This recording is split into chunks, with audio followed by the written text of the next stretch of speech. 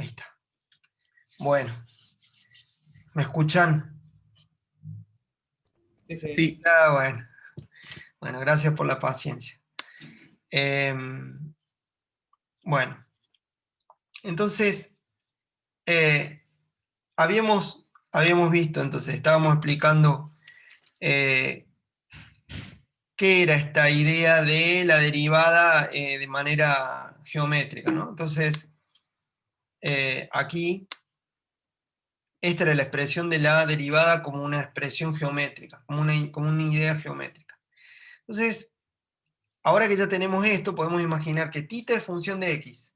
Entonces, si yo quisiera derivar la tangente de θ, primero tendría que derivar la tangente de θ derivada respecto de θ por la derivada de θ respecto de x. Hacer la regla de la cadena, ¿no? Entonces, eso nomás lo que yo quería hacer acá. Entonces, la derivada de la tangente de θ respecto de x es la derivada de la tangente de θ respecto de θ. ¿Y cuánto vale eso? Se pueden fijar. Y eso es simplemente 1 sobre el coseno cuadrado de θ. O sea, la derivada de la tangente de θ respecto de θ es esto que está acá. Y por la regla de la cadena me queda multiplicar esta derivada por la derivada de θ respecto de x. Ahora, del otro lado, como en el segundo miembro de acá había una derivada de y respecto de x, el hecho de derivar esto respecto de x implica derivar y respecto de x dos veces. ¿Ah? Entonces esto es lo que hay acá. Entonces me quedó que 1 sobre coseno cuadrado de θ por d θ de x igual a la derivada segunda de y respecto de x dos veces. Entonces, eso es una cosa que vamos a guardar porque la vamos a necesitar en un segundo. Apagar el video, sí, ahí está. Ahora, ¿se acuerdan que habíamos dicho que θ, vamos a hacer que θ sea muy chiquito? Entonces, si θ es muy chiquito, coseno de θ vale más o menos, o vale más o menos 1. Entonces, también el coseno cuadrado de θ. Entonces, ¿cómo quedaría para θ muy, muy chiquitos? Quedaría que la derivada de θ respecto de x es más o menos la derivada segunda de y respecto de x dos veces. Estamos aproximando esta expresión de acá arriba para θ que son muy chiquititos, que era lo que nos habíamos propuesto. Nos habíamos propuesto trabajar con apartamientos, desplazamientos de la cuerda que sean muy, muy chiquitos. Entonces, esta ecuacioncita que está acá está re buena porque lo que hace es relacionar la derivada de θ respecto de x con la derivada de y respecto de x. Es súper importante. Nos va a servir mucho para definir, para obtener la ecuación de onda. Entonces, retomamos esta, ahora ya para delta x que tiende a 0, esta era la ecuación de movimiento, ¿se acuerdan? La ecuación de la segunda ley de Newton, ¿se acuerdan? Entonces teníamos, ¿te acuerdas que teníamos mu por delta L, con la derivada segunda de y respecto de t, hicimos todas las aproximaciones y ahora con delta x que tiende a 0, me queda mu por delta x, la derivada segunda de y respecto de t dos veces, es igual a t, y acá me queda delta θ, pero ahora lo hago chiquitito, entonces eso va a ser un diferencial de θ, y así queda la ecuación de movimiento. Ahora no le digan a que no aparezca ningún matemático, ninguna matemática, porque vamos a hacer una especie de herejía que suele hacerse mucho en física y en astronomía, no tienen idea, que es dividir por delta x. Entonces, ¿qué quedaría? Bueno, queda que la variación de y respecto, o sea, la derivada segunda de y respecto a t dos veces, multiplicada por mu es igual a t, al módulo de la tensión, por la derivada de θ respecto de x. Entonces, fíjense, ahora me quedó derivada segunda de y respecto a t dos veces, por mu, igual a t, por la derivada de θ respecto de x. Pero fíjense, la derivada de θ respecto de x es para θ chiquito, igual a la derivada segunda de y respecto de x dos veces. Entonces reemplazo de θ de x y me queda esta ecuación. Fíjense qué interesante, porque son dos derivadas segundas, una respecto de y dos veces, perdón, una respecto de t dos veces, y la otra respecto de x dos veces.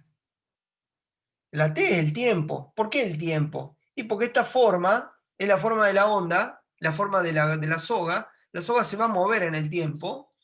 Entonces, un pedacito de soga que esté acá va a moverse para arriba y para abajo de acuerdo a las tensiones de la cuerda, para arriba y para abajo, y por lo tanto la coordenada y va a depender del tiempo. Y además, si yo dejo fijo t, es como y me fijo cuánto vale y de x, voy a ver cómo es la forma, a un instante determinado, cómo es la forma de la cuerda. Entonces, dejar t fijo es como sacarle una foto a la cuerda, y fijar x y dejar mover t va a ser ver cómo se mueve un pedacito, un determinado pedacito de la cuerda para arriba y para abajo. Entonces, las dos derivadas son importantes, la de y respecto de t y la de y respecto de x. Bueno, las dos derivadas segundas están relacionadas, son proporcionales. Y esta es la ecuación de onda. La ecuación de onda, estamos a un paso de llegar a la ecuación de onda. El paso era simplemente pasar t, t dividiendo. O, bueno, ya vamos a ver, o algo similar. Hay una cosa interesante, y es que mu sobre t tiene unidades de la inversa de la velocidad. ¿Y qué es t? Es la tensión. ¿Y qué es mu? La densidad de masa de la cuerda. Entonces, si yo a la raíz de t sobre mu, es decir, la inversa de mu sobre t, la llamo v para darle un ente, para darle un sentido de velocidad, ¿cómo me va a quedar la ecuación?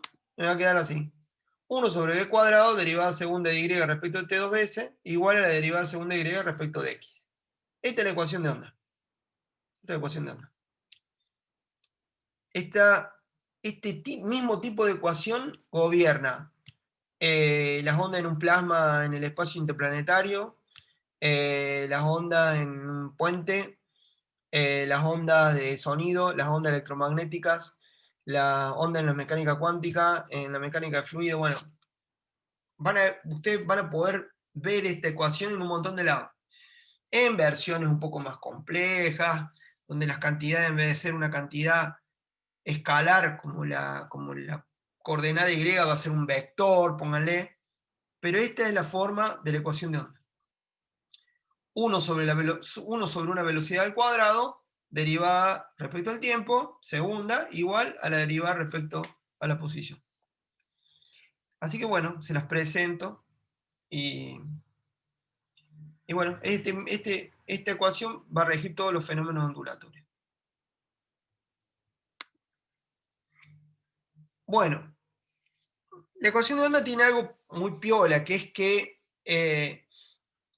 tiene como solución cualquier función y, como función de x de t, que tenga esta forma.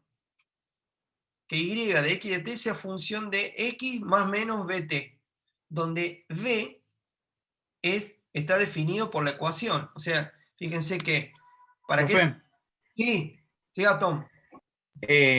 ¿está escrito en algún lugar por qué mu sobre t es igual a 1 sobre b al cuadrado? Porque no entendí tan bien, pero tengo la sensación de que... Ya se van a dar cuenta qué es ese mu sobre qué es esa b. Por ahora yo les dije que dado t y dado mu, eso, la raíz de t sobre mu, tiene unidades de velocidades, ¿no? Y ahora van a ver, obviamente, para que quede definida la ecuación, hay que tener de antemano el valor de t y el valor de mu, si no, no voy a poder resolver esto. Entonces van a ver ahora en un ratito qué significa esta b, esta velocidad que yo definí a priori. ¿Por qué? Porque justo raíz de t sobre mu me da unidades de velocidad. pero hasta ahora no sabemos qué quiere decir esa velocidad. Por ahora es como una velocidad formal. Por ahora, supongamos que es una velocidad. Vamos a ver qué quiere decir. ¿Está bien?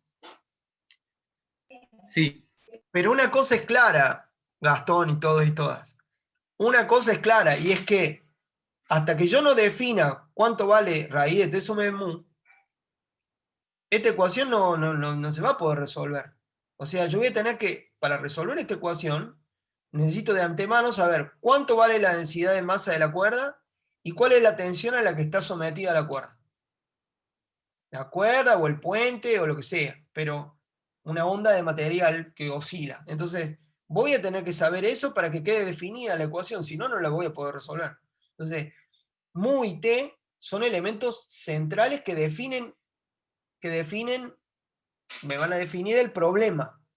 La ecuación es la ecuación de onda, pero para resolverla necesito de antemano que me den como información cuánto vale mu y cuánto vale t. Entonces, pero si ahora matemáticamente, si ustedes tienen una ecuación de esta pinta, como una ecuación de onda, la solución para i va a ser cualquier i en donde x y t se relacionen de esta manera. X más menos bt. Es una propiedad matemática de la ecuación. Yo a i que depende de x de t de esta manera, o sea, en donde x y t dependan, estén sumadas, acompañando v a t, cualquier función que sea así, con df puede ser lo que se le ocurra, es solución de esto, es muy fuerte. Yo hago una f de x más menos bt, que dependa así de x y de t, la meto acá adentro y me satisface la ecuación. Entonces, cualquiera de estas funciones cumple con esta ecuación. O sea que v, esta velocidad que yo definí por ahora formalmente, forma parte de la solución. Entonces, la solución de esto va a depender de cuánto vale mu y cuánto vale t. Ahora, esta ecuación es lineal, porque no hay ningún término en donde la derivada de x y en donde la derivada de y esté multiplicada por otra derivada de y, sino que están las dos en dos términos distintos. Entonces, es una ecuación lineal. Entonces, si yo encuentro una solución, o varias soluciones, la combinación lineal de soluciones también es una solución. Eso también, desde el punto de vista matemático, es una propiedad que tiene esta ecuación. Yo encuentro una solución para esta ecuación, perfecto. Encuentro otra, perfecto. Bueno, si yo sumo, si a la primera la multiplico por una constante y se la sumo a otra constante por la segunda, también es una solución.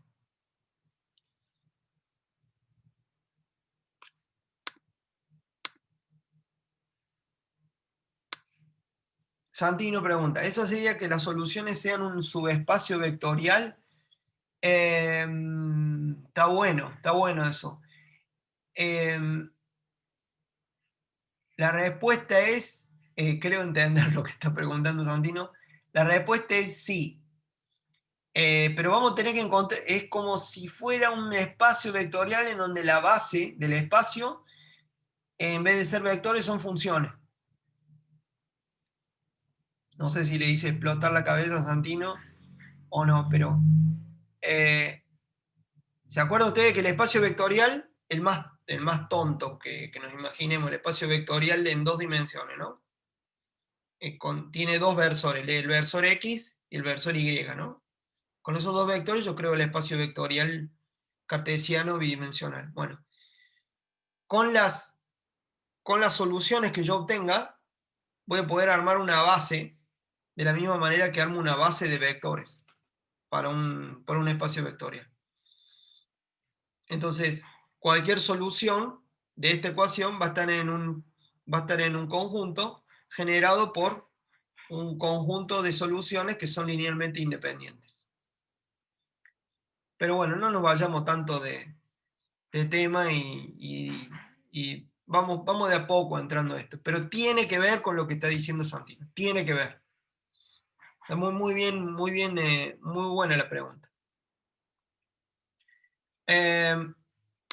Bien. ¿Y qué es esto? ¿Y qué es esta? ¿Qué es un f de x más menos bt? Bueno, básicamente, si f de x tiene esta forma, si f de x es, por ejemplo, 0, un chichón acá y vuelve a ser 0, f de x más menos bt es un chichón que se mueve para allá o que se mueve para allá con velocidad v. Es así de simple. Entonces, ¿cómo si f de x para t igual a 0, póngale, o f de x tiene esta forma, el hecho de hacer f de x más menos bt con v mayor que 0 para dejar más en claro, va a ser la misma forma moviéndose para la derecha, si es x menos bt. Si es x menos bt, se va a mover para allá. Si es x más bt, se va a mover para la izquierda. Entonces la forma va a ser f de x, pero cuando pongo f de x más bt, se va a mover para allá, y si es x menos bt, se va a mover para allá. Es fácil. Entonces, ¿qué es b ahora? Gastón, vos que preguntaste, ¿qué es b? B vendría a ser la velocidad a la que se propaga Ahí la está, onda. claro. Entonces, en el problema que nosotros resolvamos, la velocidad va a ser un elemento clave y va a venir dado por el tipo de problema. Entonces, la tensión y la densidad de materia va a definir a qué velocidad se propaga la onda. ¿Mm? Entonces, raíz de t sobre mu. Entonces, si uso materiales cada vez más livianos, la velocidad de propagación va a aumentar. ¿Por qué? Porque para t constante, si achico mu, se va a volver más grande b. Entonces se va a mover más rápido una perturbación por una cuerda menos densa que si estuviera tratando con una cuerda muy densa. Bien. Y fíjense, este pulso se va a desplazar, pero no tiene nada que ver con cómo se desplaza un punto sobre la curva. Fíjense, imagínense que están parados acá. Ustedes son este puntito sobre la cuerda. Cuando pasa el pulso, ustedes no se mueven, sino que los agarra el pulso, lleva el punto para arriba y después lo vuelve a bajar y vuelven a hacer. Entonces, cada punto de la cuerda no se mueve en X, se mueve de arriba para abajo, porque dijimos que vamos solamente a tener en cuenta el desplazamiento en el sentido Y. Pero la perturbación va viajando para allá, o para allá, ¿no? Dependiendo de la dirección de la solución que obtengamos. Las dos son soluciones. Ojo, fíjense que las dos son soluciones. Se dieron cuenta que tanto f de x más bt como f de x menos bt son las dos soluciones del problema. ¿Y eso por qué? Porque aparece b cuadrado en la ecuación. Aparece b cuadrado, entonces no le importa el signo acá. Las dos son soluciones. Entonces, el pulso se propaga en la dirección x, pero la perturbación, que es la posición en y, es perpendicular a la dirección de propagación. Por eso es transversal esta onda. Porque el desplazamiento de un pedacito de cuerda va a ser solamente en el eje Y. Y el pulso se desplaza en el eje X. Para un lado o para el otro, de acuerdo a qué solución yo encuentre. Bueno, ¿cómo venimos? Es muy chino. Hay algo que en particular que quieren que repita. Venimos un poco atrasados, pero bueno. Creo que de última volveré a leer algo un poco, pero dentro de todo entiendo. Bueno, ¿Qué de los otros? Las otras. Bueno, cualquier cosa, avísenme, párenme. Santiago va bien, bien, bueno. Bueno. Entonces, ¿qué es esa? ¿Cómo se le llama a esa velocidad? Se llama velocidad de fase. Entonces, esa velocidad, entonces, es la velocidad en la que cambia el argumento, es decir, lo que está acá dentro de f. Es decir, a esto se le llama la fase de la oscilación.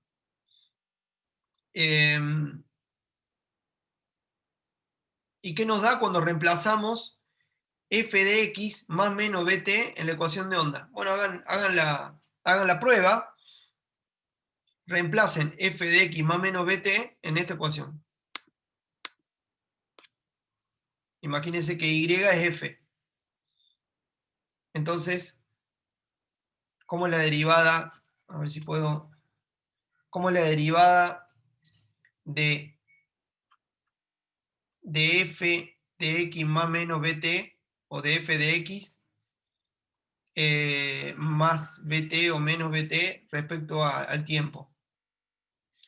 La derivada de esto respecto al tiempo, una vez, es la derivada de f respecto a todo esto, que es f', por la derivada de x más menos bt respecto al tiempo. Entonces, eso genera más menos b. Derivo de vuelta y derivo de vuelta y va a aparecer un b cuadrado. ¿Mm? Bueno, háganlo tranquilo y tranquilas y va a salir, pero básicamente lo que tienen que hacer acá cuando reemplacen y por esto es tomar esta derivada como la derivada de f,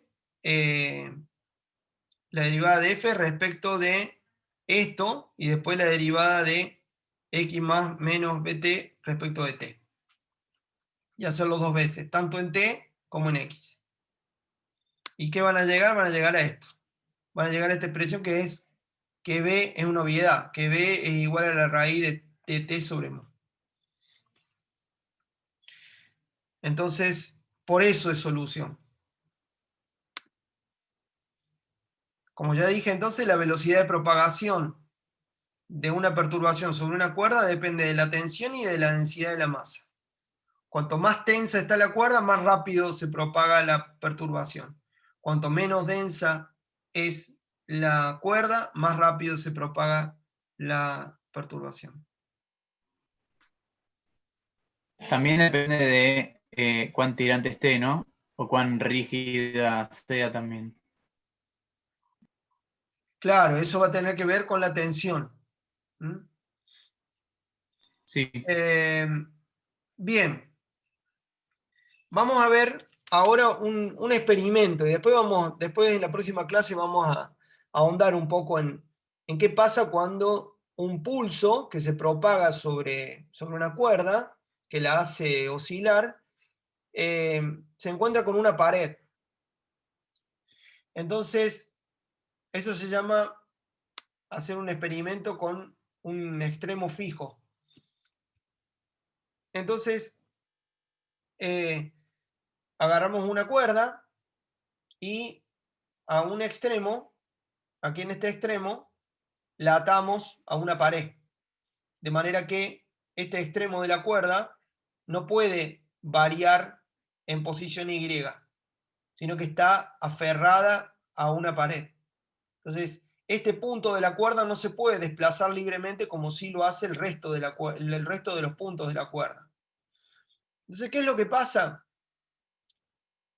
Lo que pasa es que va a haber una condición que le llamamos de contorno. En este contorno, en este borde de la cuerda, va a haber una condición.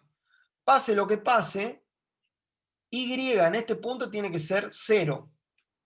Tiene que valer 0. ¿Por qué? Bueno, o vale Y constante, pero si no yo pongo el eje X de manera que coincida con el punto en la pared, entonces puedo mover el eje X de tal manera que coincida, que justo el eje X pase por el punto que está en la pared. Entonces digo, bueno, este punto no se va a desplazar de la cuerda porque está atado a la pared.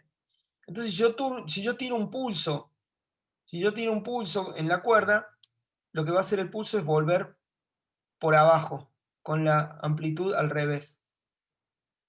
Va a venir con la amplitud invertida. Y va a volver con la misma amplitud, nada más que en sentido opuesto. En vez de ser Y positivo como venía, vuelve con Y negativo.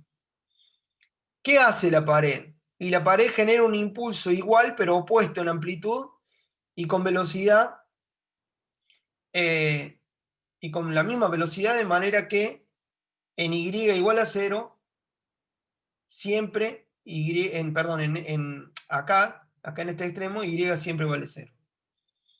Eso es un experimento. Ahora vamos a ver qué es lo que pasa. Después, en la próxima clase, vamos a entender por qué pasa eso.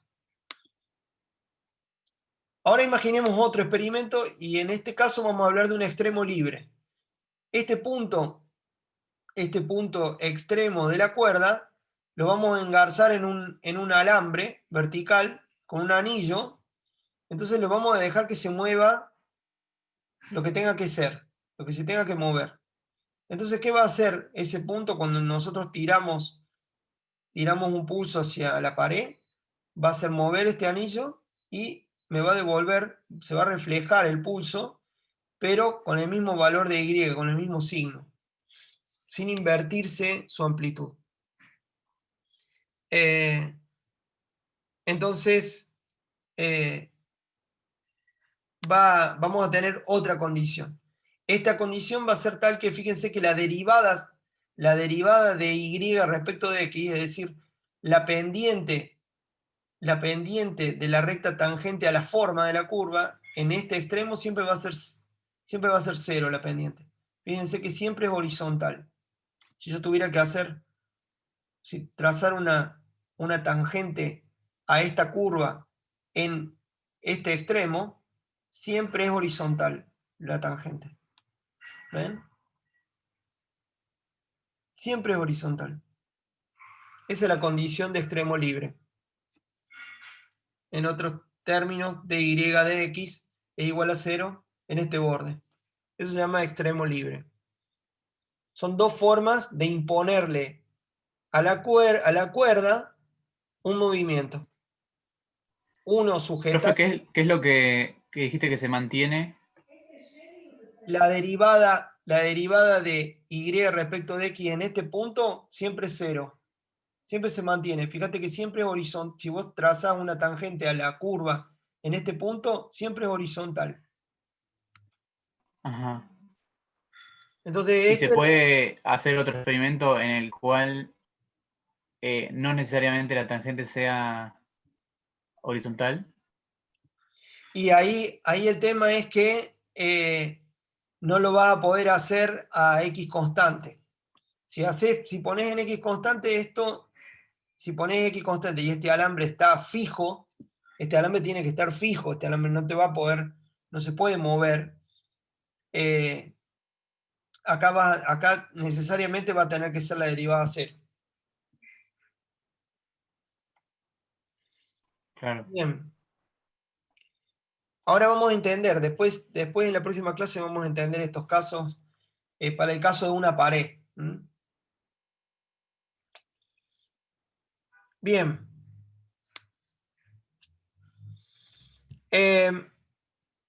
Entonces ya vimos dos tipos de condición de contorno, es decir, condiciones que le podemos imponer al movimiento de una onda que se va propagando por una cuerda. Entre todas las soluciones que vimos, ¿se acuerdan? Habíamos visto X menos, más menos BT, que eran solución. Toda función de X más menos BT era solución. Entre todas esas soluciones hay un grupo de soluciones que son las cosenos y senos. En particular, un tipo de solución es A por el coseno de kx menos omega t. Es decir, no es B, pero es kx menos omega t. Y van a ver que es lo mismo que poner x más menos bt, o en este caso x menos bt. ¿Qué forma tiene este tipo de solución de la ecuación de onda? Esto. Es una sinusoide que se va desplazando hacia la derecha, si tenemos un menos acá, eh, con una velocidad igual a omega sobre k. ¿Cómo hago eso? Saco factor común k, entonces queda k multiplicando, en paréntesis, a x menos omega sobre k por t, entonces omega sobre k por t sería la velocidad de propagación. Entonces, como tiene un menos, se propaga para aquel lado. Entonces, eso es un tipo de solución. Es una onda viajera, porque se desplaza, se propaga con una velocidad no nula, sinusoidal, porque es del tipo seno o coseno. Yo la puedo generar moviendo el extremo con la mano de la cuerda de arriba hacia abajo con una frecuencia angular omega. Con eso yo la puedo generar a una onda sinusoidal para que se propague a lo largo de la cuerda. Nuevamente, como se trata de una cuerda, la velocidad va a ser raíz de t sobre mu. Va a venir dada la velocidad de propagación por la característica del problema. A qué tensión está sometida la cuerda y cuál es la densidad de masa. Si sacamos una foto, si le sacamos una foto a la cuerda a un instante determinado, la forma de la onda va a ser A por coseno de K por X menos omega por T0, donde T0 es el tiempo que en el momento en el que yo tomo la foto. Entonces, si yo le saco una foto, es fácil ver que la forma de la onda se repite cada distancia lambda. Cada lambda metros, o cada lambda centímetros, o cada lambda kilómetros, la forma de la onda se vuelve a repetir cuando saco una foto. ¿Cómo se llama esa cantidad? Longitud de onda. Y eso se relaciona con K de esta manera. Lambda es 2pi sobre K. Fíjense que cuando X varía una cantidad igual a 2pi sobre K, para un T constante, la forma, este valor de A coseno de lo que está adentro, vuelve a valer lo mismo. Entonces, la longitud de onda se llama lambda y K se llama el número de onda. Ahora, si nos paramos a una distancia fija x0, fíjense cómo hace este punto. Tic, tic, tic. Sube y baja. El punto S de la cuerda sube y baja. La onda se propaga hacia la derecha, pero el punto de la cuerda sube y baja. ¿Al cabo de cuánto tiempo va a volver este punto de la cuerda a la misma posición? Imagínense que yo marco tac y cuando vuelve a estar arriba de vuelta. Bueno, vuelve a estar arriba luego de un tiempo tau.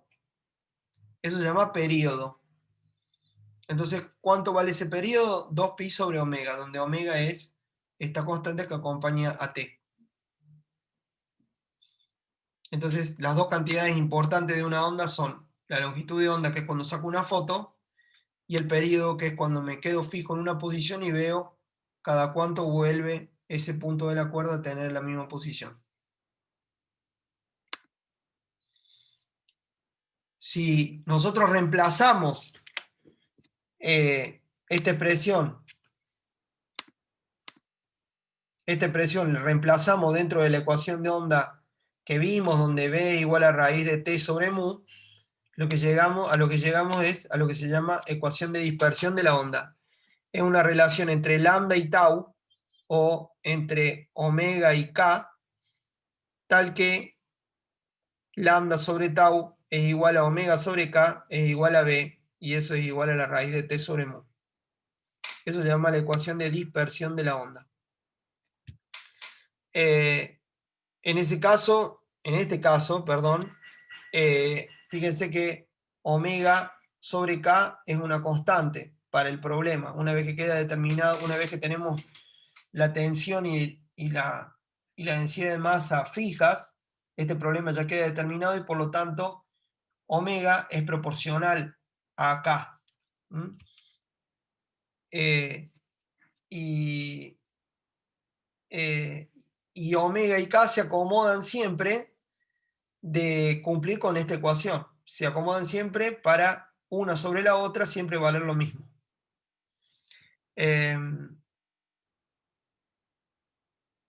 Bien, en este caso, la velocidad de fase, la velocidad v que vemos acá, es la misma velocidad con la que se propaga la energía. ¿Mm? Esto no siempre es verdad. En este caso, la velocidad es para cuando omega depende linealmente de k, es el único caso cuando la velocidad de fase coincide con la velocidad a la que se propaga la energía. Eso no lo vamos a ver con tanto detalle las ondas dispersivas, digamos. Bueno, acá llegamos al descanso un poco tarde. ¿Alguna pregunta? No.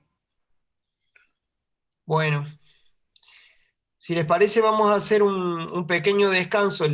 Tratemos de arrancar a las 6:30. Hagamos igual un descansito porque fue largo el tirón y cortado.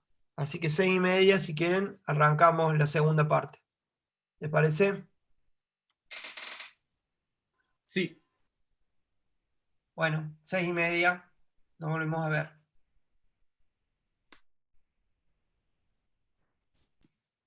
Ahí estamos. Bueno. Ahora vamos a... Ya sabemos, bueno, o han visto, ya después ustedes irán digiriendo todo esto que vimos, pese a las interrupciones que tuvimos el día de hoy y todo. ¿Qué ocurre cuando tenemos una onda material sobre una cuerda? ¿Mm? Y de qué manera esa ecuación a la que llegamos, la ecuación de onda que me decía qué forma iba a tener esa cuerda en función del tiempo y cómo se iba a desplazar los pedacitos de la cuerda en la dirección Y en función del tiempo, cómo esa ecuación en general podía tener muchas soluciones, siempre y cuando esas soluciones fueran del tipo, fuera una función de x más menos v por t, donde v dependía del tipo de problema que yo estaba resolviendo. Entonces vimos en particular un tipo de solución que son las ondas sinusoidales viajeras, en donde en vez de escribir x más menos vt, escribíamos k por x menos o menos más omega t, donde de k sacábamos la longitud de onda y de omega sacábamos el periodo. La longitud de onda se sacaba cuando yo la podía obtener, cuando yo le sacaba una foto, a un instante determinado le sacaba una foto a la soga, entonces me fijaba al cabo de cuánta distancia la forma de la soga se volvía a repetir en el caso de una función sinusoidal. Y el periodo de movimiento de un pedacito de soga en la dirección Y venía dado por 2pi sobre omega. Bien, ahora veamos, ya hablamos de soluciones y también vimos que si planteamos una onda sinusoidal con K como número de onda y omega como frecuencia angular, eh, K y omega se las arreglaban siempre de manera que omega sobre K siempre daba una cantidad fija, que era V corta, que era la raíz de T sobre mu. Entonces, bueno, ¿qué pasa si ahora hablando de soluciones de la ecuación de onda, qué pasa cuando yo sumo dos soluciones? ¿Qué pasa con esa solución resultante de la suma de dos soluciones? Entonces vamos a ver qué pasa cuando tenemos dos ondas, perdón, sinusoidales de igual velocidad, amplitud, pero de dos frecuencias ligeramente diferentes. Ligeramente diferentes. Eso puede ocurrir, ¿por qué? Porque la condición que van a tener dos soluciones diferentes es que omega sobre k valga siempre lo mismo, b. Entonces puede ser que,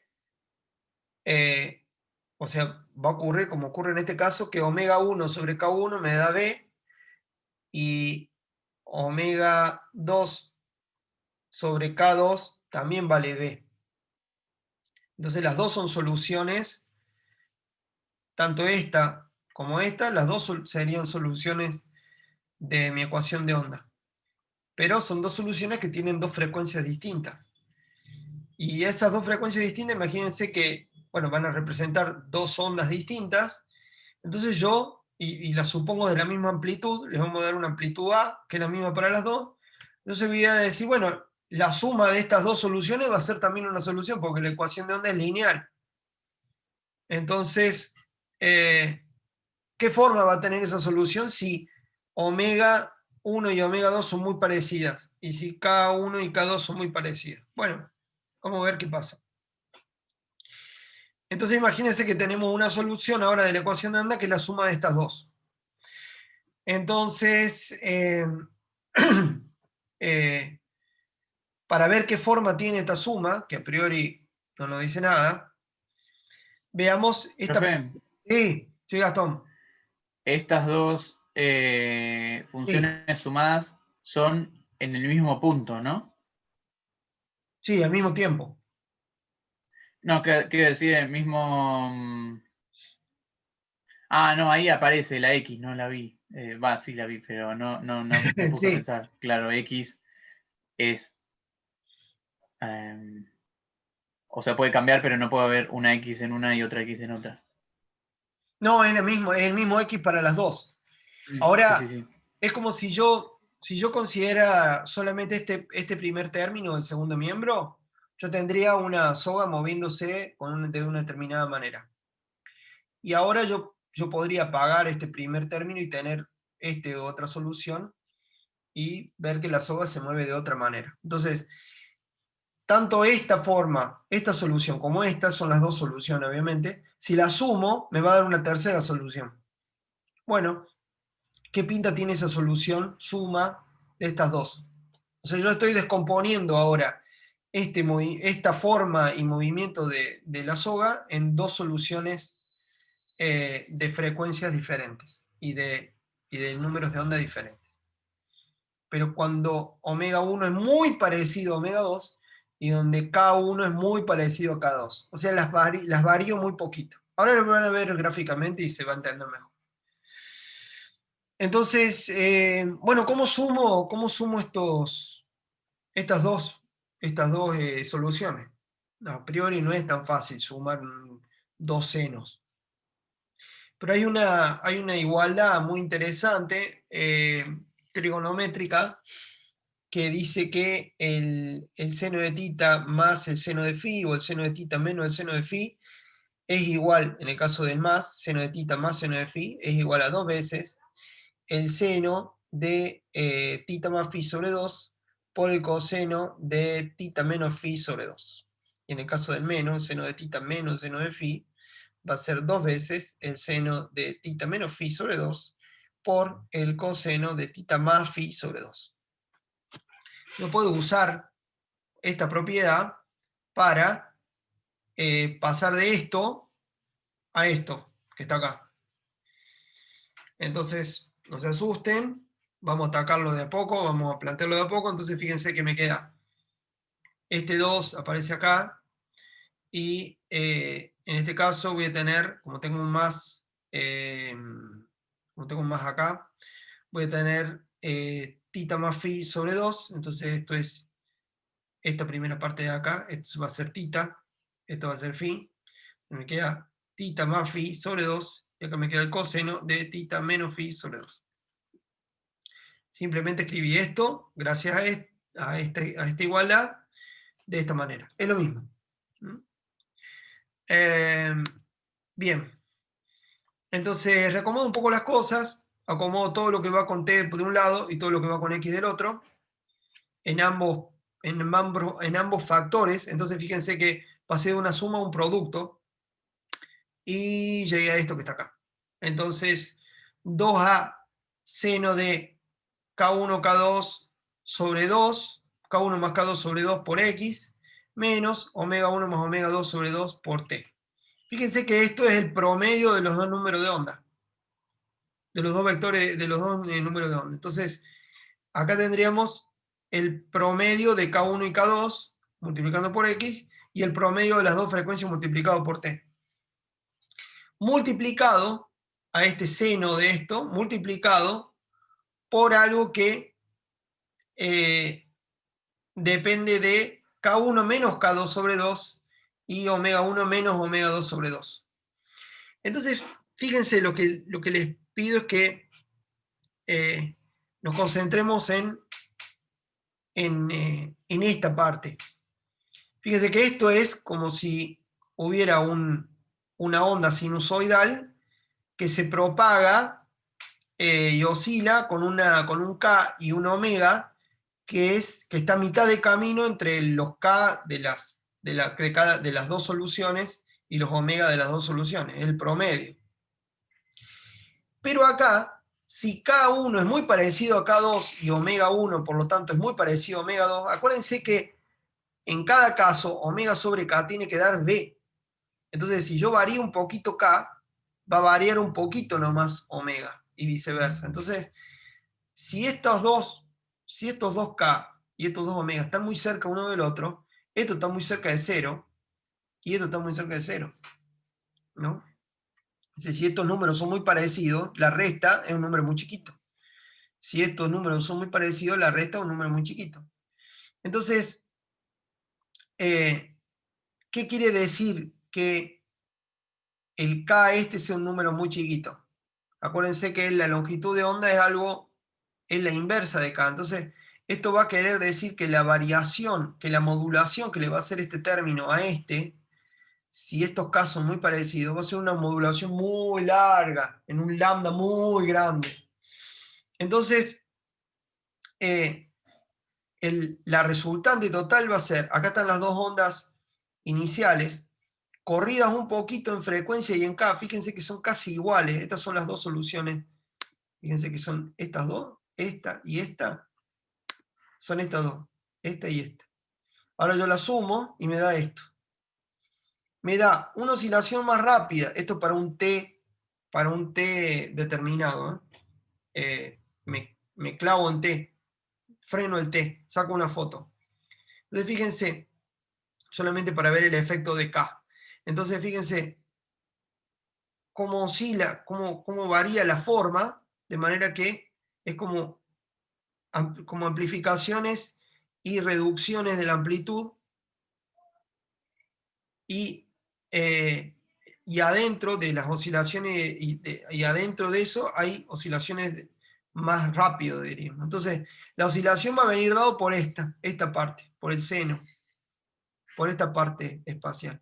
Mientras que esto, que es un número más chico que acompaña a X, va a corresponder a una variación de más larga escala, de mayor escala. Entonces el envolvente, este efecto de modulación, va a venir dado por este término de acá, a un T fijo. Y la oscilación de esta mayor, esta que se ve acá en azul, va a venir dado por esta parte de acá. Y fíjense que el K de esto y de esto no es muy distinto. Y sí, justamente porque el K de esta solución, de la suma, es el promedio del K de este y del K de este. Entonces esto ocurre espacialmente, si yo le saco una foto a la suma de estas dos soluciones. ¿Y ahora qué pasa con el tiempo? Con el tiempo pasa esto.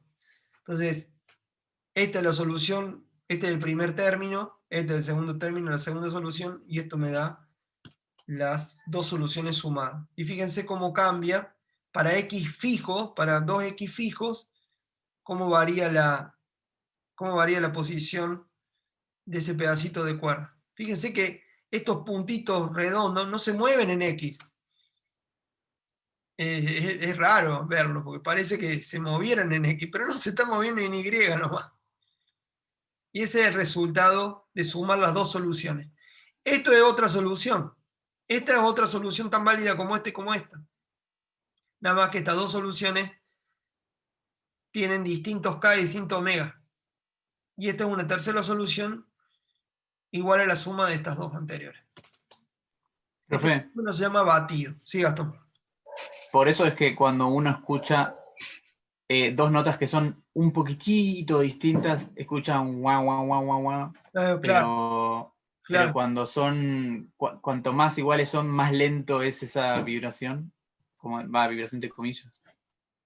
En ese caso, acordate que la amplitud en el sonido va a venir dado por el volumen. La amplitud va a venir dado por el volumen. Entonces lo que voy a decir wow, wow, wow sería algo que aumente y baja el volumen, ¿no? Sí, La frecuencia está asociada al tono, mientras que el, el, el efecto que vos ves sobre la amplitud tiene más que ver con el volumen. Sí, claro. bien. Bueno, bien que interesante. Acá vemos, pero es un caso muy simple de la suma de dos ondas, donde los K son parecidos para que no se nos complique la vida, porque si no, la suma de dos ondas, cualquiera, no sé, para cualquier frecuencia, para una frecuencia arbitraria no sería tan fácil de ver. Pero bueno, en el caso en el que las frecuencias son parecidas, eh, da esto. Bueno, vamos a ver otro caso de suma de ondas. ¿Qué pasa cuando agarramos dos ondas del mismo K y el mismo omega? Ahora el K y el omega son iguales, pero una va para allá y la otra va para allá. Bueno, si ahora sumamos una onda viajera que se propaga en la dirección más X con una onda viajera que se propaga en la dirección menos X, o sea, en un caso tenemos K por X menos omega t, que es la que se va para allá, y K por X más omega t, que es la que va para la izquierda. Si sumamos las dos, nos da esto. La suma también es una solución, pero ahora la suma nos da esto. Esta onda se llama estacionaria. Y fíjense que no se desplaza. Esto es cuando el K y el omega son los mismos, pero una va para un lado y otra va para el otro. El caso que vimos recién es donde el K y el omega eran parecidos, pero los dos se propagaban para el mismo lado. Bueno, esto es fácil de demostrar y creo que está en uno de los ejercicios del práctico. Entonces, suman las dos ondas. Una que va con el más que va para la izquierda, acuérdense, la que lleva el más va para la izquierda y la que lleva el menos va para la derecha, acuérdense. Eh, bueno, expanden el seno de la suma y el seno de la suma acá. Esto da seno coseno más coseno seno y acá da seno coseno menos coseno seno. Y fíjense que este se va con este se va con este, y estas dos cosas son iguales, entonces me queda 2a seno de kx y coseno de omega t. Fíjense lo interesante, que pasamos de suma de senos a un producto de un seno por un coseno. Se separaron en vez de estar juntos, se separó la parte espacial de la parte temporal. Es muy interesante lo que pasó a nivel funcional, a nivel de la dependencia en X y de T. ¿Qué quiere decir? Que los lugares en donde esta suma se haga cero, porque justo pasa por un X que seno de K por X vale cero, esos puntos van a estar fijos. Y eso es lo que pasa, eso se le llama nodos. Este punto donde seno de K por X vale cero, para que seno de K por X valga cero, X tiene que valer algo como, por ejemplo, X va a valer 0, o X puede valer 2pi sobre K, ponele. Entonces, eso corresponde a un X fijo. Entonces, esos son los nodos, son estos puntos de acá, donde ese punto de la cuerda nunca se desplaza en Y. Y eso es porque planteé dos soluciones. Una onda que iba para allá y le sumé una onda que iba para el otro lado.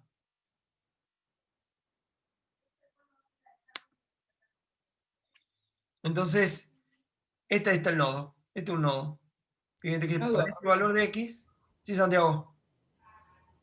Básicamente las ondas estacionarias es que el término que depende de X influye en la amplitud, como que te va variando la amplitud y la función es un coseno. Por eso es una onda quieta, que va variando en amplitud nomás, ¿no? Pero fíjate que también el omega t contribuye a la amplitud, ¿eh? Ojo. Fíjate vos que la amplitud también depende. Vos decís quizá la amplitud máxima.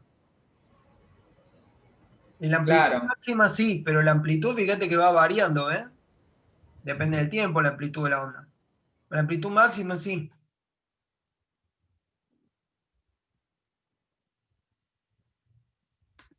ok. ¿Se entiende, Santiago? Sí, me llama la atención de que, o sea, W estaría dependiendo del tiempo para que varíe la amplitud. Es algo que estoy pensando, de por qué varía la amplitud. No, básicamente lo que vas a tener es que la amplitud máxima que puede llegar a tener esto es 2A.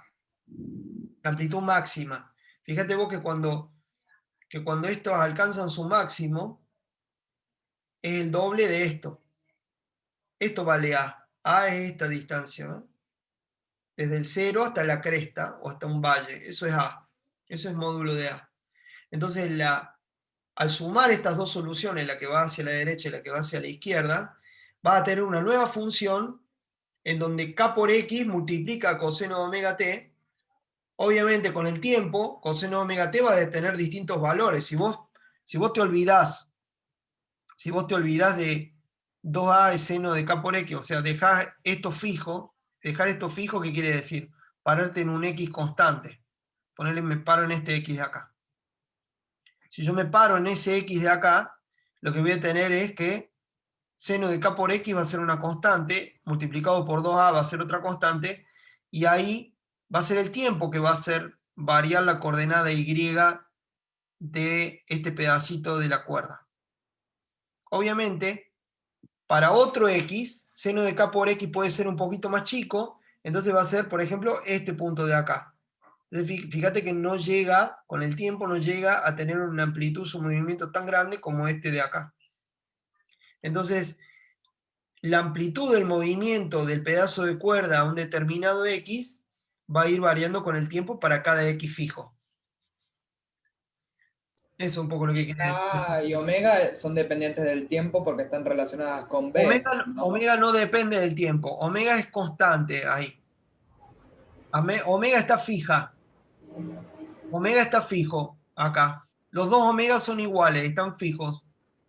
Entonces omega lo que dice es cuánto vale el periodo.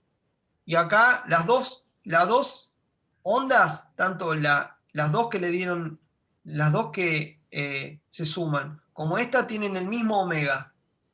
Fíjate vos. Porque si yo me paro a un X constante y yo sigo este puntito cómo sube, cómo baja. Claro, es en el Y donde influye omega. Claro, ahí me cierra. El omega tiene que ver con el tiempo y el K tiene que ver con el espacio. Acordate eso. ¿Ah? Sí, sí, gracias. Está bien, está bien. Hagan bien, pregunten todo lo que haga falta que va aclarando, creo yo. Bueno, pero bueno, fíjense que la onda estacionaria, primero, no se desplaza hacia los costados y además, funcionalmente, matemáticamente, son un coseno o un seno multiplicado por el otro. Está la parte espacial separada de la temporal. Esa es una característica de la onda estacionaria. Por contraposición a la onda viajera, en donde espacial y temporal están las dos adentro, sumadas dentro de un seno. Eh, Bien, dónde se va a anular entonces? ¿Dónde va a haber nodos? Es decir, lugares, puntos en donde el producto de la suma de las dos soluciones no va a haber desplazamiento de la cuerda? Bueno, va a ser en todos los lugares x sub n, x sub 1, x sub 2, x sub 3, etc. Tal que seno de k por x sub n es igual a 0. Entonces, ¿cuáles van a ser esos puntos? Para que para que el seno de k por x sub n sea 0, k por x sub n tiene que valer pi, 2pi, 3pi, 4pi, 5pi, 6pi, etc. O menos pi, menos 2pi, menos 3pi, menos 4pi, menos 5pi. Entonces, fíjense que podemos generalizar esto. Si tengo un número natural o incluso puede ser un número entero, tal que k por x sub n es un número por pi. Porque fíjense, el seno de, probemos con n igual a 0. El seno de 0, si n es 0, n por pi da 0, k por x sub n es 0. Entonces el seno de 0 da 0, efectivamente. Probemos con n igual a 1. K por x sub 1 es igual a pi. Entonces el seno de pi, ¿cuánto vale? 1. Perdón, 0. 0, 0, 0. No vale 1, vale 0. Probemos con n igual a menos 1. El seno de menos pi es 0 también. El seno de 2pi vale 0 también. El seno de 250pi vale 0 también. ¿Tá? Entonces, yo puedo decir que yo de ahí puedo despejar x sub n. ¿Y cuánto vale x sub n? Perdón, ¿cuánto vale k para despejar x sub n? K es 2pi sobre lambda, ¿se acuerdan? Lo habíamos definido acá. Entonces, puedo despejar y me queda que los puntos en donde no va a haber desplazamiento, los nodos, van a estar ubicados en lugares, en posiciones iguales a un número entero, lambda sobre 2. Entonces, una vez que yo tengo k o tengo lambda, yo ya sé dónde van a estar los nodos de una onda estacionaria. Van a estar en estos lugares. Y en esos lugares yo sé efectivamente que nunca va a haber desplazamiento de la cuerda. Bien. ¿Se entendió qué es un nodo? ¿Hay alguien que no haya entendido lo que es un nodo? Bueno. Profe, Diga, entonces en esos casos, si la frecuencia fuese un poquitito distinta, habría como la apariencia de que hay algo muy parecido a eso, pero trasladándose despacio, ¿no? Y con nodos también moviéndose claro, en X, entre comillas, moviéndose claro. porque los Si puntos te de arroba salís de no esa se condición, mueven vas en a X. tener. Exacto. Si te salís de esa condición que yo recién te di, igual K igual omega, si te saliste de eso, vas a tener viajera. Bien. Bueno, entonces, esto está bueno porque ahora, fíjense, yo les comenté que, ¿se acuerdan cuando yo les hice que pensaran en ese experimento de tirar un pulso de una onda hacia una pared y que la pared nos devolvía el pulso invertido en amplitud? Bueno, entonces vimos que la presencia de la condición de contorno en ese borde generaba reflexión de ondas. En un caso volvía la onda reflejada con la amplitud invertida y en el otro caso volvía la onda reflejada con la amplitud derecha, con la misma amplitud.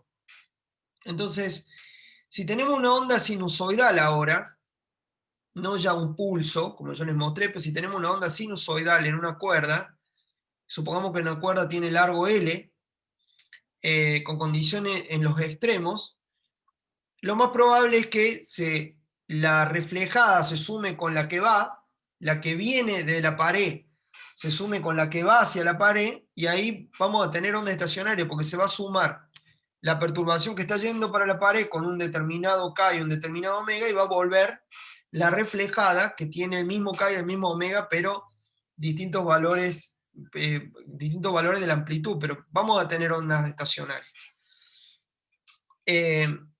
Vamos a ver cómo aplicar una condición de contorno para ver por qué en estos casos se generan ondas estacionarias. Cuando mandamos ondas sinusoidales en una cuerda, con extremos, con condiciones de contorno, y a raíz de eso se generan reflexiones de esas ondas. Entonces veamos el problema el primer problema, en donde tenemos un extremo de la cuerda fijo. Imagínense que tenemos, en este extremo tenemos nuestra mano. No nos vamos a preguntar cómo generamos la onda, simplemente que ya tenemos una onda oscilando y en un extremo está nuestra mano y esa mano la tenemos quieta y siempre obligamos a que esta mano no se mueva. Y en el otro extremo, a una distancia L más o menos, acuérdense que toda esta aproximación, toda esta deducción que hacemos es para amplitudes muy chiquitas. ¿Se acuerdan que habíamos deducido la ecuación, pero para amplitudes muy chiquitas? Entonces más o menos el largo de la cuerda más o menos es L, esta distancia L. Y en este extremo, a distancia L, tenemos la pared, y en esta pared hay un clavo, y en ese clavo está atada la cuerda. Entonces, ese punto de la cuerda no se puede mover porque está atada al clavo. Entonces, si nosotros tuviéramos que representar, supónganse que la forma del desplazamiento de la cuerda respecto del eje X, supónganse que es I de xt, entonces las condiciones de contorno se podrían escribir como I. Yo voy a poner el sistema de coordenadas tal que mi mano sea el origen, mi mano sea x igual a 0 y la pared sea x igual a L. Entonces las condiciones de contorno para ambos extremos fijos, para dos extremos fijos, va a ser I en 0 tiene que valer 0, es decir, este punto de la cuerda nunca se va a mover, siempre va a tener que ser 0, el desplazamiento de este punto extremo va a ser 0. Y por otro lado, I en el otro extremo, en x igual a L, en x igual a L tiene que también valer 0, es decir, no se va a poder mover en Y el otro extremo que está atado al clavo. Entonces ya le cuento al final, pero básicamente la onda que viaje para allá se va a reflejar en la pared y se va a volver a reflejar acá en la mano, y por lo tanto eso va a generar ondas que se van a sumar, ondas viajeras que se van a sumar y van a generar ondas estacionarias resultantes que van a tener nodos en puntos muy específicos entre 0 y L. Entonces vamos a ver, esto ocurre, no sé quién de ustedes hace música, pero ocurre en la cuerda de una guitarra. Entonces, un extremo fijo sería la parte de abajo de ese puente que está abajo de la guitarra, y el otro punto fijo es en el otro extremo de la guitarra. O si no, en nuestro dedo, cuando con nuestro dedo pisamos las cuerdas de la guitarra y fijamos la cuerda al mástil de la guitarra en el punto para el cual queremos producir una determinada nota. Entonces, vamos a ver cómo se obtienen estas soluciones estacionarias para este tipo de problemas. Entonces, propongamos una solución ya estacionaria. Supongamos que va a haber ondas que se van a reflejar, ondas viajeras que se van a reflejar y que sumadas a las incidentes y reflejadas se van a sumar de manera de generar ondas estacionarias. Entonces, planteemos una solución de la ecuación de onda de este tipo. Y sub n, ya le vamos a decir, es una de las tantas soluciones. Vamos a llamarla la solución enésima. Y después vamos a ver qué propiedades van a tener todas estas soluciones. Vamos a tomar una solución. Por eso le voy a llamar sub n. Y sub n de x y de t va a ser una amplitud a sub n multiplicada por el seno de K sub n por X, multiplicada por el coseno de omega sub n por T. Acuérdense siempre que K sub n y omega sub n se van a acomodar siempre de manera que omega sobre K me dé siempre la velocidad y que sea siempre igual a la raíz cuadrada de T sobre mu. Entonces, bueno, dado este tipo de solución que estamos probando y que efectivamente, fíjense en el caso anterior de la onda estacionaria, ven que tiene la misma pinta, en este caso es seno K por X coseno de omega T, y acá es seno de K por X coseno de omega T, tiene la misma pinta, y además que le puse un sub n, pero tiene la misma pinta, así que planteo soluciones estacionarias. Fíjense, vamos a probar las condiciones a ver si funcionan. Vamos a probar la condición número 1. ¿Cuál era la condición número 1? Que I en 0 para todo T, que acá en donde tengo la mano, sea siempre 0. Bueno, vamos a probar, vamos a ver si ya la solución ya cumple con esto. A ver, reemplazo I en 0 para todo tiempo, A sub n por el seno de K sub n por 0, pero K sub n por 0 es 0, y el seno de 0 es 0, o sea que se satisface automáticamente la solución. La condición, perdón. Entonces, esta solución que elegimos satisface automáticamente el hecho de que acá, en x igual a 0, siempre el desplazamiento es nulo. Para todo t, no me importa cuánto valga omega, no me importa cuánto vale t, siempre este factor que está acá me mata todo. Bien, entonces condición 1 siempre se satisface.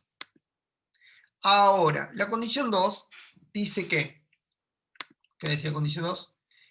Y, nuestra solución, en L, acá en este punto, para todo t vale 0. Esa es la condición que tiene que cumplir el otro extremo.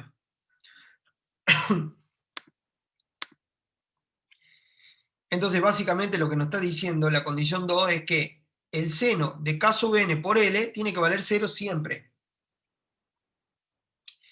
Entonces, a n yo le puse un número natural, entonces n puede ser 1, 2, 3, 4, 5, 6, 7.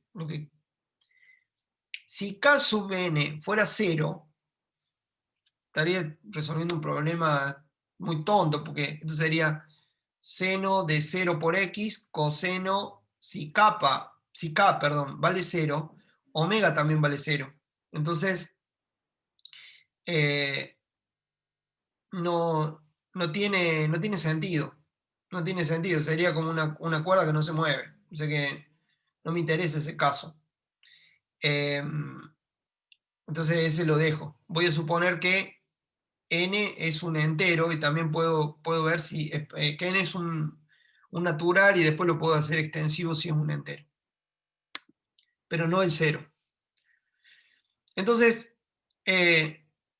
para que acá siempre me dé 0, para que en este punto del acuerdo no haya desplazamiento en Y, K sub n por L tiene que ser igual a n por pi. Entonces, esa es la condición que tiene que cumplir K sub n. Entonces, K sub n tiene que ser n pi sobre L, es decir, tiene que haber K específicos que puedan cumplir con esa condición. El resto de los K no pueden cumplir con esa solución. Entonces, la solución que va a tener este problema va a constar de Ks que son discretos, que son valores de K específicos. No puede estar en régimen estacionario una onda estacionaria que no cumpla con esta condición. No van a existir.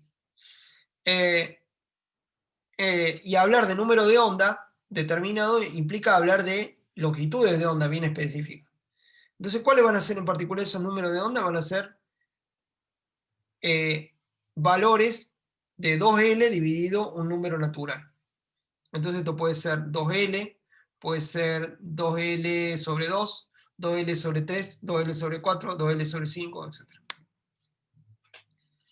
Bueno, y acá tenemos los tipos de soluciones. Bueno, entonces, ¿qué pasa si n vale 1? si n vale 1, lambda sub n, es decir, las longitudes de onda permitidas para las soluciones estacionarias, si n vale 1 va a ser 2L. Entonces eso equivale a tener un nodo acá y otro nodo acá, y algo que oscile tique, tique, tique, tique, acá, arriba y abajo, arriba y abajo, arriba y abajo. De manera que siempre acá vale 0 el desplazamiento. Esto es L y esto es la mano. ¿Se dan cuenta por qué la longitud de onda es 2L si este largo es L? Porque para completar una longitud de onda voy a necesitar la otra parte de la onda. Entonces por eso la primera solución, el n más chico que cumple con estas condiciones, es el n igual a 1. De ahí para arriba, n igual a 2 va a ser esta solución. Entonces va a oscilar cada punto y va a tener un nodo en el medio. Ahí la longitud de onda va a ser L ahora. En una distancia L voy a haber tenido una longitud de onda. Y esto con el tiempo va a oscilar para arriba y para abajo. Esta es otra solución válida. ¿Por qué? Porque en este extremo y en este extremo valen 0. Hay una tercera solución que también cumple, que es esta, en donde en el tiempo va a oscilar, va y vuelve, va y vuelve. ¿Cuánto vale la longitud de onda? 2/3 la longitud de L. Hay otra, esta, también cumple con que los extremos valen 0, pero ya va a tener 3 nodos en el medio. ¿Cuánto vale la longitud de onda de esta vibración? 1/2 de L. Entonces fíjense que hay un modo fundamental de oscilación, que se le llama fundamental o primer armónico, y después armónicos sucesivos, que también son soluciones del problema de una cuerda oscilante con esas condiciones que les acabo de dar de contorno. La condición fijo-fijo. Entonces, en general, esto van a ser todos los lambdas permitidos para este problema. Entonces eso quiere decir que voy a tener distintas soluciones. Cada una de ellas es permitida. Entonces la combinación lineal de todas estas soluciones va a ser también una solución. Bueno, esto es lo que se llama los modos naturales de oscilación de una cuerda de largo L previa aclaración de cuánto vale T y cuánto vale mu. Acuérdense, T y mu definen el problema y después de ahí yo resuelvo, pero necesito tener T y necesito tener mu. Y en este caso tenemos las condiciones de contorno fijo-fijo, es decir, fijo en un extremo y fijo en el otro. Y estos son los modos que pueden aparecer. Otros no pueden. Pueden aparecer estos. Una duda, profe. Sí, Santiago. Y por eso, dependiendo del grosor de la cuerda en una guitarra, tenés distinta vibración, porque justamente estás variando mu y T. Claro, exacto. Exacto. Pero después en cada cuerda, vos vas haciendo oscilar la cuerda, cambiando la pisada de tu dedo, ¿no? Claro. Ah, exacto. Genial. Entonces, bueno, pero después otro tema es por qué se siente una. ¿Por qué se siente una cuerda? ¿Por qué se escucha una cuerda cuando vibra, no? Ese es otro tema. Pues esa cuerda tiene que perturbar que esa cuerda que oscila con una oscilación transversal va a perturbar el aire alrededor de ella, amplificarlo en la caja de resonancia, que es la caja de resonancia de la guitarra, para que ahí salga una onda sinusoidal que es la que te pega en el tímpano, ¿no? Ahí hay varias ondas involucradas en ese proceso, pero el movimiento de la cuerda es lo inicial, digamos, ¿no? Es lo que estamos viendo acá. Y la onda, una vez que vos la, no sé cómo se llama, cuando vos la tocás a la cuerda, lo que estás haciendo es creando una perturbación que va y rebota entre los extremos fijos. Una es no sé cómo se llama, el puente, la parte de abajo, donde están agarradas la cuerda, y el otro extremo donde está tu dedo, ese es el otro extremo fijo. Bueno, Pero lo que dijimos es que todos esos lambda que yo les mostré recién son todas soluciones. Entonces, la solución final para este problema va a tener que ser la combinación lineal de todas las soluciones esas que encontré. ¿Y por qué pongo omega? ¿Por qué pongo omega sub n? Porque omega sub n y k sub n están relacionadas, porque se tienen que, su división tiene que dar v, y v es t sobre mu, no hay otra. Entonces, una vez que yo saco los k sub n, que ya los saqué para el problema que vimos, y que dependen de L, del largo, los omega sub n va a quedar inmediatamente definido, ya que va a ser v, que es raíz de t sobre mu, por los k sub n que encontré. Entonces, cada modo va a oscilar temporalmente también a una frecuencia diferente. Entonces, bueno, ¿cuál es la solución del problema este? De este problema, a priori, ¿cuál es la solución? Esta suma de acá. Pero guarda, todavía no dije cuáles son las condiciones iniciales. Entonces, las condiciones iniciales van a determinar cuánto valen estos A sub n, porque obviamente me dirán ustedes, César, no está determinado el problema. Estas son todas las soluciones posibles, pero la solución que termine a un problema determinado va a requerir, además de decir, bueno, en el instante t igual a 0, César agarra del medio la cuerda. Si César agarra del medio la cuerda y la estira hasta su máxima amplitud y la suelta, solamente voy a haber excitado este modo de acá y no los otros. Bueno, eso depende de las condiciones iniciales. Pero todas las soluciones posibles para este problema con condiciones de contorno fijo, es esta. Bien, ¿cómo venimos? ¿Alguien está muy perdido? ¿Alguien quiere que explique de vuelta?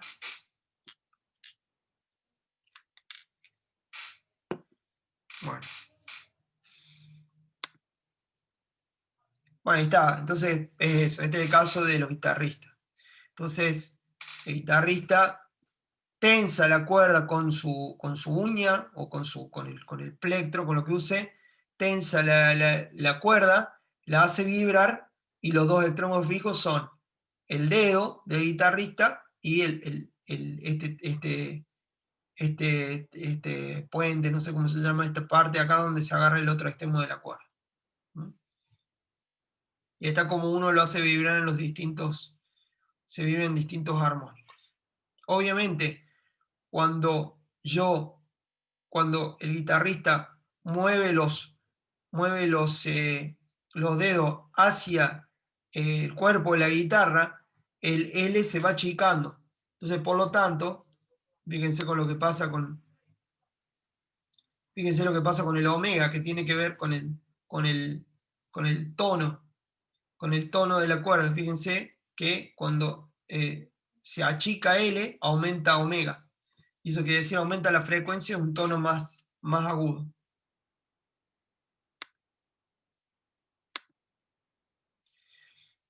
Bueno, y yo les quería mostrar la oscilación de este puente en China, pero ya venimos súper tarde, así que después les dejo si quieren a ver si tengo acá puedo abrir ahí. Y es más o menos lo mismo. El extremo fijo, entonces, esperen que lo freno. Voy a dejar de compartir acá. Voy a compartir pantalla y ahora ahí. ¿Pueden ver ahí el video? Sí. Entonces, fíjense cómo oscila el puente. Miren cómo oscila el puente, es impresionante. Bueno, hay oscilaciones transversales, pero en gran medida hay una oscilación hacia arriba y hacia abajo, como si hubiera ondas estacionarias rebotando entre un extremo y otro del puente.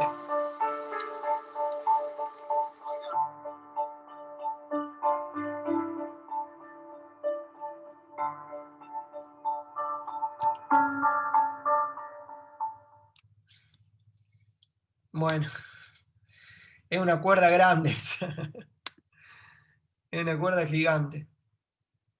No, bueno. Bueno, les explico rápidamente otra condición, que es cuando en vez de pisar el otro extremo de la cuerda, dejamos que el otro extremo de la cuerda pueda moverse libremente a un x, a un valor de x igual a L fijo. Se los explico rápido y después ya lo pueden ver un poquito más en detalle con la gente del práctico, que están pacientes, que me están esperando. Esta condición se llama fijo libre. Entonces, ahora la condición ya libre en el extremo L va a ser, el extremo fijo va a ser la misma condición, con lo cual se va a satisfacer automáticamente, como pasó en la primera parte, pero en el otro extremo ahora no le voy a pedir que y valga 0 en x igual a L, sino que le voy a pedir que la derivada de y respecto de x valga 0 en L. ¿Qué quiere decir? Que acá llegue horizontal la cuerda, siempre tengo una tangente horizontal en el punto x igual a L. Entonces, si tomamos de vuelta la misma propuesta de solución estacionaria, la parte 1, la condición 1 se va a satisfacer automáticamente porque seno de kn por 0 me va a dar 0, o sea que nuevamente va a ser trivial poner la condición acá, pero la condición 2 se va a complicar un poco. Bueno, no tanto, no hay tanto drama. Hay que derivar respecto de x. Entonces agarrar esta solución y ahora le voy a pedir que la derivada de y respecto a x tiene que valer 0 en L. Entonces derivo esto respecto a x y evalúo esa derivada en L para que me dé 0. Entonces, eso es lo que hacemos. Derivamos y respecto de x, me queda k sub n, a sub n, coseno de k sub n, y ahí en vez de poner x, evalúo en x igual a L, coseno de omega n, esto queda inalterado porque es la derivada parcial de y respecto de x, esto no lo toca, y esto lo iguala a 0. Entonces quiere decir que para que todo esto sea 0, el coseno de k sub n por L ahora tiene que ser 0. Antes se acuerdan que era el seno de k sub n por L que tenía que ser 0. Ahora el coseno de k sub n por L tiene que ser 0. No es lo mismo. Entonces, ¿cuándo se hace 0 el coseno de algo? Bueno, cuando ese algo es pi sobre 2, 3pi sobre 2, 5pi sobre 2, 7pi sobre 2, son todos números múltiplos impares de pi sobre 2. Entonces, es esto lo que está representado acá. Para que esto sea 0, k sub n por L tiene que ser un número impar de veces pi sobre 2. Entonces, despejando k sub n, esto me va a dar, va a ser simplemente, si pi, pi sobre 2L multiplicado por un número impar. Ahí va. Entonces, estos son ahora los modos normales, los modos naturales de oscilación de una cuerda que tenga esas condiciones de contorno. Entonces, el modo fundamental ahora va a ser de un cuarto de longitud de onda. Entonces, perdón, la longitud de onda va a ser 4 veces el largo de la cuerda. Fíjense que este va a ser un extremo y este va a ser el otro. Oscilará así, el primer modo, el modo fundamental. El modo siguiente va a tener un nodo acá, se llaman 3/4 de onda, 5/4 de onda, y así con longitudes de onda cada vez más pequeños. Fíjense que cada vez la longitud de onda es más chica. Pero siempre terminan abiertos acá, siempre termina con la forma tal que la tangente a la forma de la cuerda en ese punto extremo es horizontal. Esos van a ser los modos permitidos, y después va a haber que determinar cuál va a ser el verdadero modo con el que va a oscilar con las condiciones iniciales. Pero las condiciones de contorno ya prevén que los modos posibles en los que va a poder oscilar va a ser esto, o lo que es lo mismo, una combinación lineal de todos estos. Porque todas estas son soluciones. Bueno, a ver, no sé si había algo más. Ahí está. Entonces, estas van a ser todas las soluciones que yo tenga posibles, van a ser, la solución general va a ser la suma de todas las soluciones posibles que cumplan con esa condición de contorno. Y de la misma manera, una vez que yo ya determino K, queda determinado completamente omega, porque omega sobre K me tiene que dar B, y B, como siempre, la raíz de T sobre mu. Muy bien. ¿Alguna duda, alguna pregunta? Esto lo van a volver a ver en el práctico, así que no se hagan problema.